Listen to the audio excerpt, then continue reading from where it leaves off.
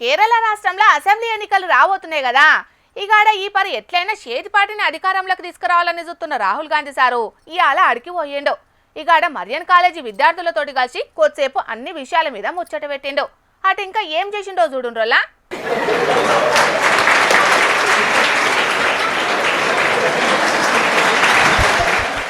వారెవ్వా ఆ అమ్మాయి ఎట్లా చెప్తే గట్లనే చేస్తున్నాడు కదా రాహుల్ గాంధీ సారు. ఫిట్నెస్ ను మంచిగా కాపాడుకుంటాడు కాబట్టి ఏం ఇబ్బంది పడలేదు రాహుల్ సారు. కాకుంటే పక్కపట్టున్న కేసీ వేణుగోపాల్ సార్ మాత్రం జర వయసు ఎక్కువ ఉంటది కాబట్టి ఇబ్బంది పడ్డాడు. అన్ని తీర్ల చేయమంటే నేను చెయ్య అన్నట్టుగానే పక్కకు జరిగిండు. మరి ఇది ఏ వెరైటీ ఎక్సర్సైజో లేకుంటే కరాటేనో కాదు, దునియాల్నే ఎంతో పురాతనమైందిగా పేరు పోయిన కలరిపయట్టు అనే యుద్ధకాల. మార్షల్ ఆర్ట్స్ కే తల్లి లాంటి ఈ యుద్ధకాల కేరళ రాష్ట్రంలో పుట్టింది. ఆయుధాలు లేకుండా చేతులతోనే పోరాటం చేసేటంత శక్తివంతమైంది ఈ కలరిపయట్టు. అందుకే అక్కడి పిల్లలకు ఖచ్చితంగా దీంట్లో తర్ఫీదిస్తారట. ఇవాళ కేరళ టూర్ పోయిన రాహుల్ గాంధీ సారు అక్కడోళ్లను ఆకట్టుకున్నందుకు కొడిసేపిట్ల కలరిపయట్టును నేర్చుకున్నట్టు చేసిండు.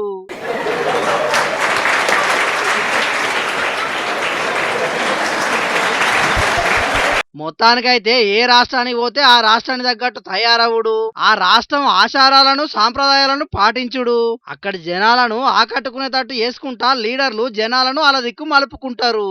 అట్లా రాహుల్ గాంధీ సార్ కూడా కేరళ ప్రజలను ఆకట్టుకునేందుకు కలరిపయట్టు నేర్చుకున్నాడు అన్నట్టు. మరి ఆ ఎన్నికలు దగ్గర పడ్డా కొద్దీ లీడర్లంతా ఇంకెన్ని విన్యాసాలు చేస్తారనేది చూడాలిగా. ఒకప్పుడు పెండ్లంటే పందిళ్ళు, అందాల ముంగిళ్ళు, తప్పట్లు తలంబ్రాలు, మూడే ముళ్ళు, ఏడే అడుగులు, మొత్తం కలిసి నూరేళ్ళు. అదే ఇప్పుడు పెండ్లంటే సోకులు, భారీ సెట్టింగులు, హంగులు, ఆర్బాటాలు, మూడే ముళ్ళు, ఎన్నో అడుగులు, 10 దినాలకే ఇడుపు కాయిదాలు. ఏందోళ్ళు అట్లా చూస్తాండ్రు, నిజమా కాదా మీరే చెప్పుండ్రి. అయితే అందరూ అట్లనే లేరోలా. ఈ కాలంలో సుతం పెండ్లి లెక్క పద్ధతిగా ప్రకృతిహితంగా చేసుకున్నటోళ్ళు ఉన్నారు. గీడో పెండ్లి పిల్లగానే ఆలోచనతోటి ఆర్గానిక్ వ్యవసాయం లెక్కనే ఆర్గానిక్ పెండ్లి జరిగింది. పత్రిక ఇయ్యలేదని పరేషాన్ కాకుండ్రి. మా జోర్దార్ వార్తల తరపున నేను తీసుకోపోతా పండ్రి. భారీ సెట్టింగ్లేం లేవు, డీజే మూతాల సప్పుడు లేదు, హంగులు లేవు, ఆర్బాటాలు అస్సలే లేవు. మామిడి తోరణాలు కట్టిండ్రు, బంతిపూల మాలలు చుట్టిండ్రు, అరటి చెట్లు కొబ్బరాకులతోని బయట అందంగా అలంకరించిండ్రు. తాలిగట్టుడెనుకున్న పరమార్థం ఏంటిది? 7 అడుగులు ఎందుకు ఎత్తరు? సన్నికల్లు ఎందుకు దొక్కుతారు? అప్పగింతల కార్యం ఎందుకు ఎత్తరు? ఇట్లా అడుగడుకో బోర్డు పెట్టి బోర్డుల మీద పెండ్లి గొప్పతనం ఏంటిదో రాసి పెట్టిండ్రు. ఇగో లోపట చూడుండ్రి. వారెవ్వా, ఎనికటి లెక్క కొబ్బరాకులతోటి పెండ్లి పందిరేసి తీరొక్క పూల దండలతోటి అలంకరించిండ్రు కదా.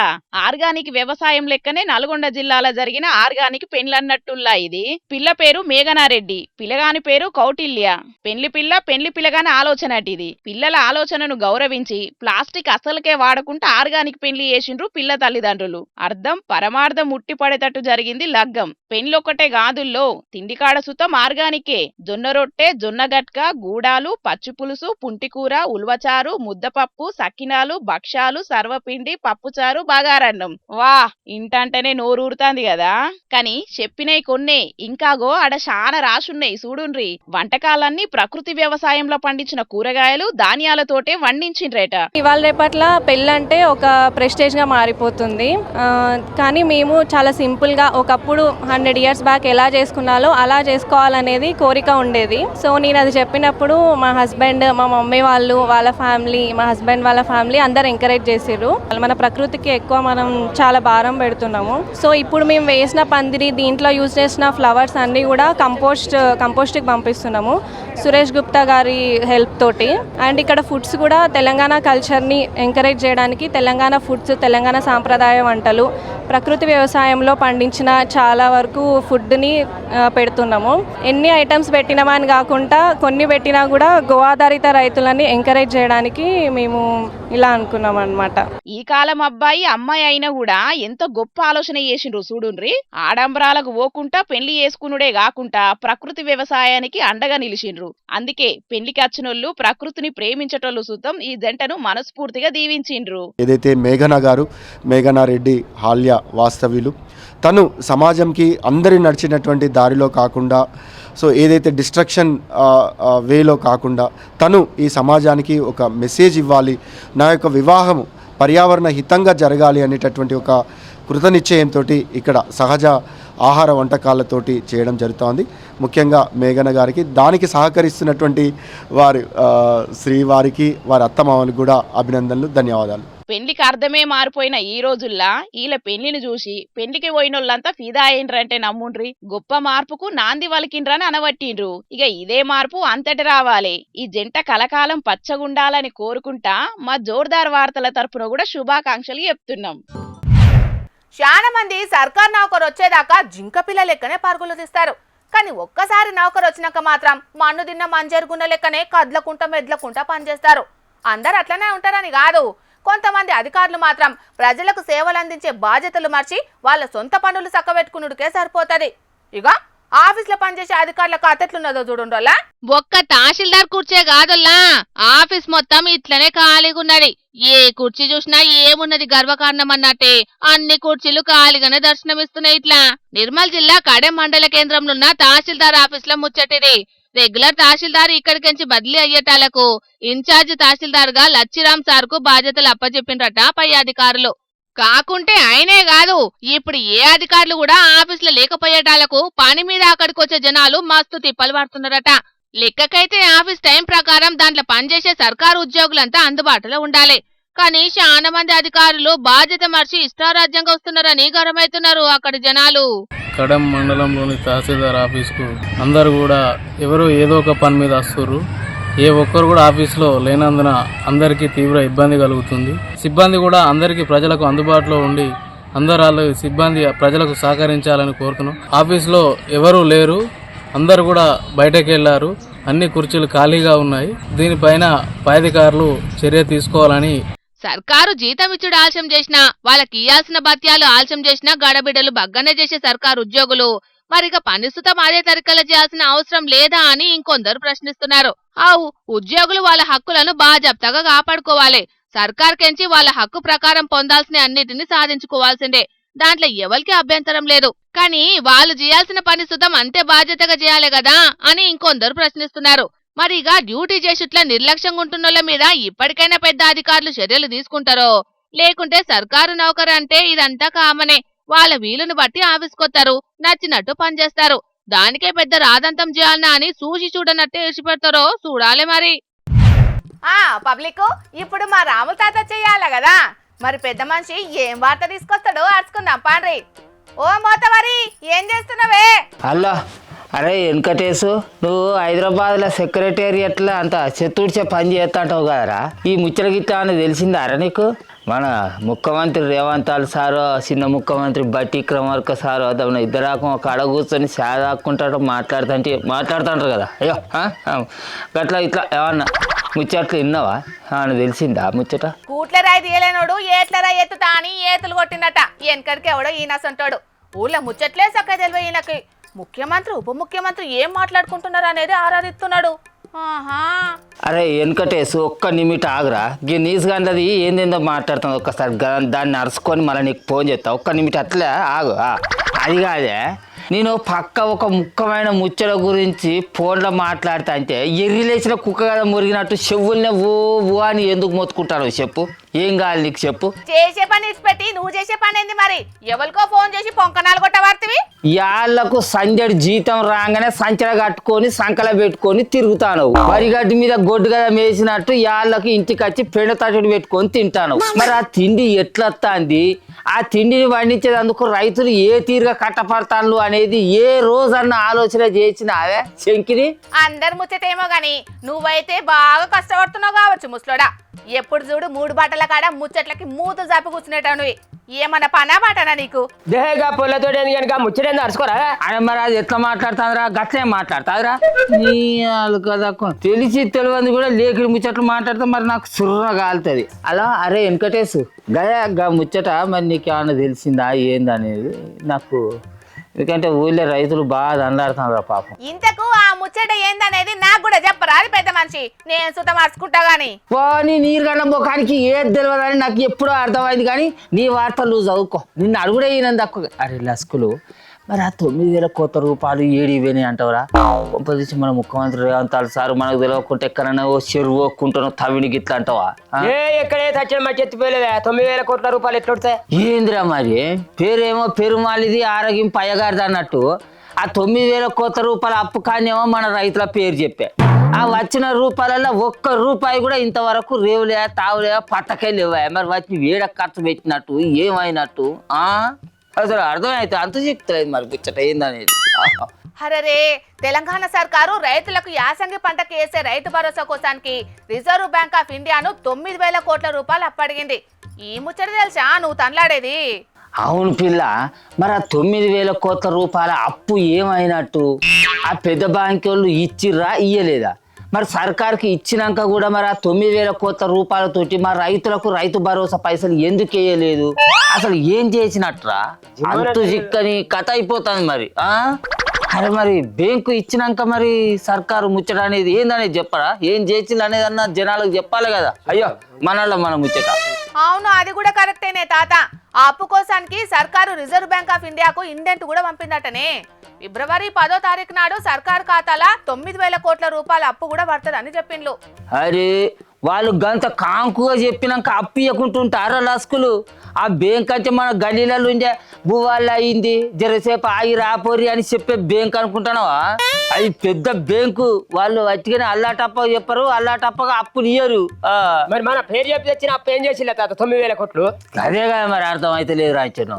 అరే లస్కులు, మరి మనకు తెలియకుండా ఏమన్నా తువ్వలు గిట్ల పోసిందంటావా మన ముఖ్యమంత్రి రేవంత్ సారు? మరి మన ఇంటి మీద రోడ్ అట్లే ఉన్నది కదా. మరి మనకు తెలియకుండా ఊళ్ళల్లో జనాలందరికీ ఇంటి గిట్ల కట్టించిండంటావా? మరి నీకో నాకో తెలియకుండా నీ పిల్లనుకో నా పిల్లనుకో వాళ్ళ ఖాతాలలో గృహలక్ష్మి పైసలు గిట్లా 2,500 వేసిందంటావా? మరి మా పూర్వం మెసేజ్ రాలే అంతేనా? నీ అవ్వ ఆశ కాదుండాలి, నీ తనుకు సిగ్గుండాలి.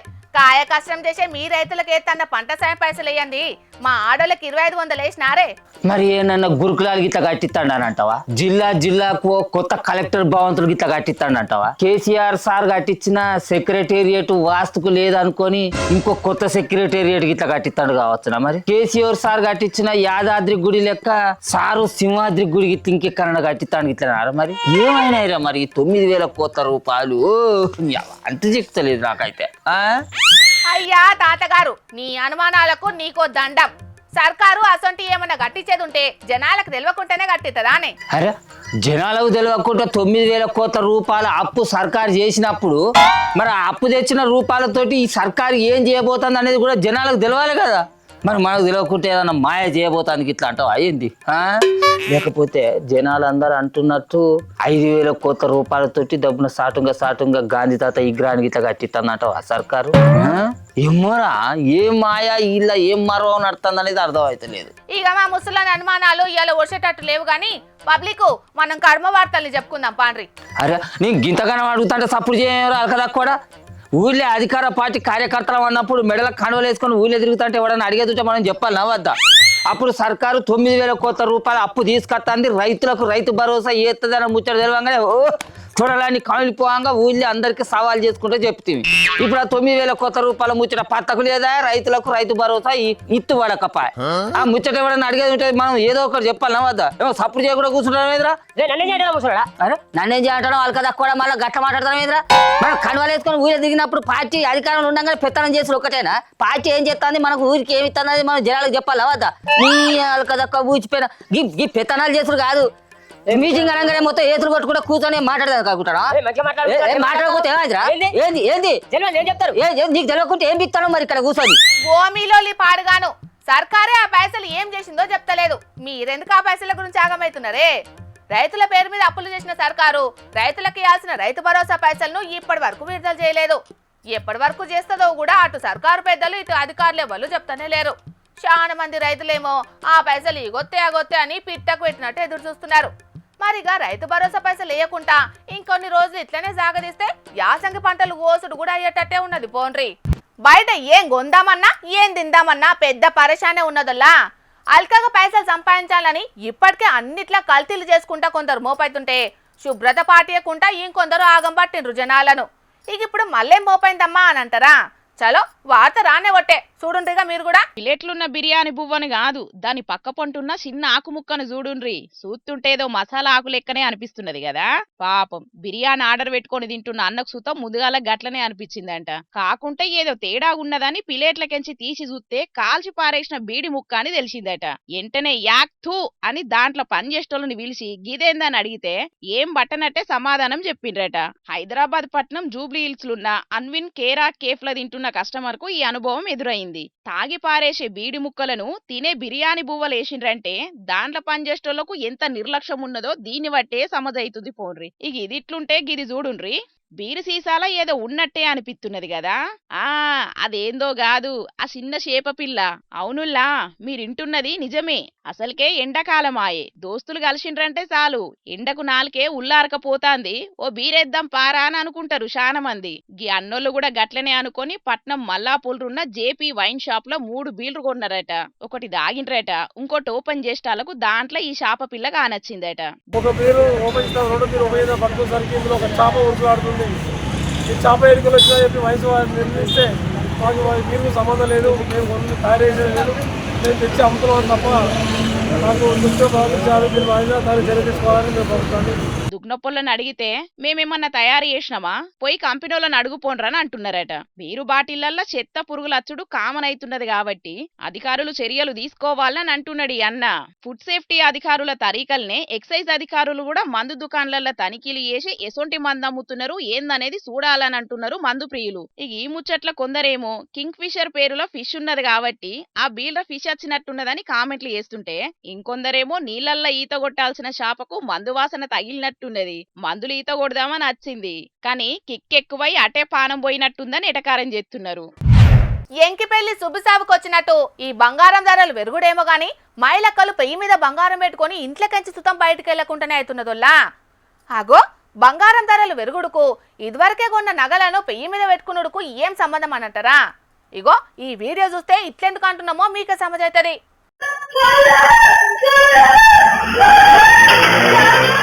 ఓ వీళ్ళ మన్నుగాను, వీళ్ళ నెట్క కట్టుకపోను, వీళ్ళ చేతులకు జట్టలు ఉట్ట, వీళ్ళ నడుములు ఇరిగిపోను. పొద్దుగాలనే ఈ బద్మాష్గాళ్ళు అక్క మెడలకెంచి చేయిని తెంపుకొని అవతల పడ్డారు కదా. నెరిగింత అధ్వానం ఉంటదా నొల్లా? ఈ అధ్వానం పాడుగాను. మైలక్కలు ఒంటరిగా కంట్లవాడుడే పాపం ఉన్నట్టున్నది కదా ఈ దిక్కుమాలనొల్లకు. హన్మకొండ ఎక్సైజ్ కాలనీలో జరిగింది ఈ దొంగతనం. ఇయాల పొద్దటీలు నవ్య అనే ఈ అక్క ఇంటి ముంగట ముగ్గేస్తున్నదట. మరి బద్మాషోళ్ళు ఇదివరకే రెక్కి గిట్ల చేసిండ్రో, లేకుంటే తొవ్వొంటి పోతుంటే మనుషులెవ్వలు లేని కాడ మహిళలు కానొస్తే తెంపుకపోదామని బయలుదేరిండ్రో తెలియదు గాని ఈ అక్క మెడలకెంచి బంగారు గొలుసును తెంపుకొని పారారైండ్రు. ఒకడు పక్క పొంటి బండాపుకొని రెడీగుంటే ఇంకొకడు ఆ చేన్ను అల్కగా తెంపేసిండు. వెంటనే క్షణం కూడా ఆలస్యం చేయకుండా అక్కడికెంచి పారారైండ్రు ఇద్దరికిద్దరు. పాపం ఆ అక్క లబ్బలిబ్బ మొత్తుకుంటా వాని వెనకాల వాడొచ్చి అదే ముగ్గుటప్పతోటి దంచింది గాని ఆ సిగ్గు తప్పినోళ్ళు ఎక్కడ ఆగుతారు. ఇక ఆమె మొత్తుకునుడుకు చుట్టుముట్టలు వచ్చిండ్రు గాని అప్పటికే వాళ్ళు వాడ కట్టె దాటిపోయినరు. వెంటనే సుబేదారి పోలీసులకు ఫిర్యాదు చేస్తే అక్కడున్న సీసీ కెమెరాలు చూసి కేసు రాసుకొని విచారణ చేస్తున్నారట. ఇక అక్క దగ్గర నుంచి అన్ని వివరాలు తెలుసుకొని ధైర్యం చెప్పడానికి డీసీపీ కవిత మేడం, సిఐ రంజిత్ సారు వాళ్ళ ఇంటికొచ్చి ఈ దొంగతనం ఎట్లా జరిగిందనేది తెలుసుకున్నారు. ఆ లత్కొరగాలను పట్టుకునే పని ముంగటేసుకుంటామని చెప్పిండ్రు. గిదిట్లుంటే గిది చూడుండ్రి. ఈ వీడియో చూస్తుంటే అయ్యో పాపం ట్రాక్టర్ కందకంలో ఇరుకపోయింది కదా, ఆయనతో ఎవరికన్నా ఏమన్నా అయ్యిందో ఏందని పరేషాన్ కాకుండ్రి. ఇది పక్కాగా దొంగలు చేసిన పని.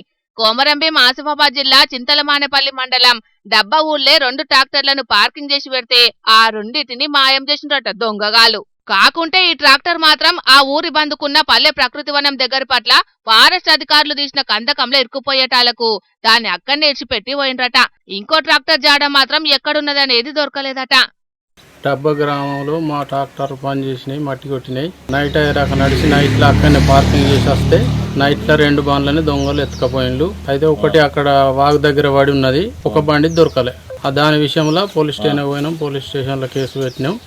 ఇప్పుడు ఎంక్వైరీ నడుపుతా.